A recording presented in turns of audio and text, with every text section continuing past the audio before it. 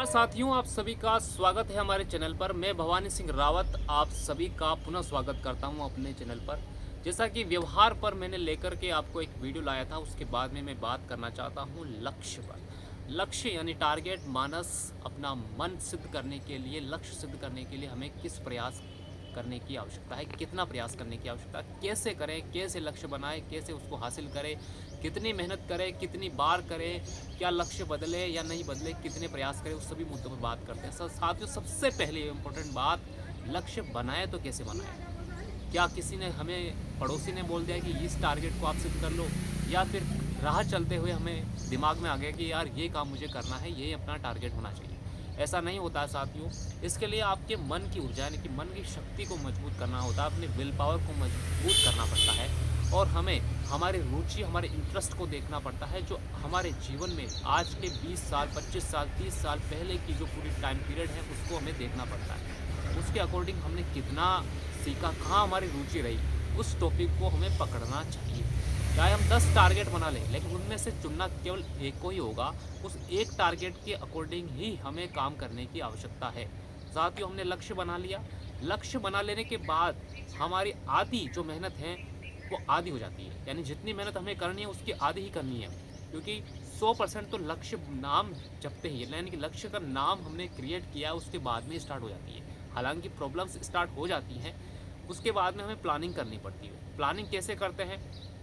लक्ष्य के अकॉर्डिंग जो भी हमने टारगेट बनाए हैं उस हिसाब से हमें उसको टाइम देने की आवश्यकता होगी, समय देना पड़ेगा। समय नहीं दिया जाएगा तो लक्ष्य का कोई मतलब नहीं है। एक बिंदु बना लिया, उस बिंदु को देखना पड़ेगा, बार बार हमें उसको याद दिलाना पड़ेगा कि हम आपको सपोर्ट कर रहे हैं, हम आपको रिमेंबर कर रहे हैं, हम आपके इसी लक्ष्य की तरफ आगे बढ़ रहे हैं। और फिर हमें प्रयास की उस झड़ी को लगातार कंटिन्यू करने की आवश्यकता है। तो सेट करना है लक्ष्य को, फिर सेलेक्ट करना है कि क्या करना है, कितनी देर में करना है, फिर एक स्ट्रक्चर तैयार करना है, एक ऐसा ढांचा तैयार करना है जिसके अकॉर्डिंग हम लक्ष्य को हासिल कर सकें। फिर सॉलिडिफिकेशन यानी कि स्पीड से उस पर काम करना होगा, बिना रुके, बिना थके, कंटिन्यू उस पर काम करना पड़ेगा। फिर इसके बाद में हम उसको क्या करेंगे, क्वेश्चंस करेंगे। हम अपने माइंड में क्वेश्चंस करेंगे कि क्या वाकई में हमने जो लक्ष्य बनाया है वो सही है, लगातार उस लक्ष्य की तरफ हम आगे बढ़ रहे हैं, सही तरीके से बढ़ रहे हैं, क्या कमियां रह गई, क्या खूबियां हैं, उन पर हम बात करना चाहेंगे। हर एक चीज़ हमें, अच्छी जानकारी हमें उसमें रखनी होगी। जहाँ से भी कोई पॉइंट ऑफ व्यू मिलता है अच्छी चीज़ का, तो हमें उस पर काम करने की आवश्यकता है। ये काम एक दिन का नहीं है साथियों, ये सालों का काम होगा। सालों तक उस पर प्रयास करेंगे, तब जाकर के हमें वो चीज़ प्राप्त होने लगेगी, आउटपुट उसमें आएगा, और हमें लगेगा कि वाकई में हमने कुछ किया था बीते हुए सालों में।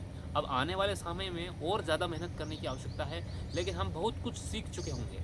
लोग हम पर हंस भी रहे होंगे, लोग हम पर मजाक भी उड़ा रहे होंगे, लेकिन जब लक्ष्य मिल जाने के बाद में जो खुशी महसूस होगी वो एक अलग ही होगी। लोगों की जो भत्सरनाएँ हैं यानी कि गालियाँ हैं, वो कब तालियों में बदल जाएगी कुछ पता नहीं है। तो इसलिए हमें लगातार प्रयास करते रहना चाहिए, बिना थके, बिना रुके, बिना किसी के हमें कहे हुए, हमें बस चलते रहना है लगातार अपने लक्ष्य की तरफ। चाहे कैसी भी स्थिति क्यों ना हो, हमें प्रयास तो करना ही चाहिए।